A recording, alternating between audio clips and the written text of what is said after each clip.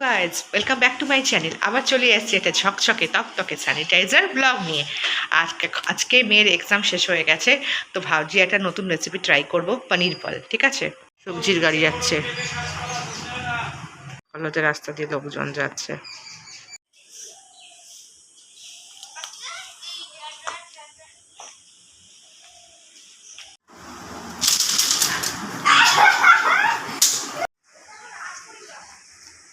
পনির বল বানাবো, এই জন্য দেখো কিছু পনির টুকরো টুকরো করে নিয়েছি। সাদা তেল গরম করছি, নুন নিয়েছি, হলুদ নিয়েছি, আর একটু নিয়েছি হচ্ছে বেসন। প্রথমে নুন, হলুদ আর বেসন দিয়ে আমি পনিরটাকে ভালো করে মাখবো। দেখো দিয়ে দিচ্ছি 1 চামচ বেসন, হলুদ, পরিমাণ মতো লবণ। এবার এই মিশ্রণটাকে আমি ভালো করে মাখবো। মিশ্রণটা মাখা হয়ে গেছে, এবার ছোট ছোট করে বল করব। দেখো পনিরের বলগুলো আমি দিয়ে দিয়েছি তেলের মধ্যে, লাল লাল করে ভাজা হচ্ছে পনিরের বল। পনিরের বল আমার তৈরি।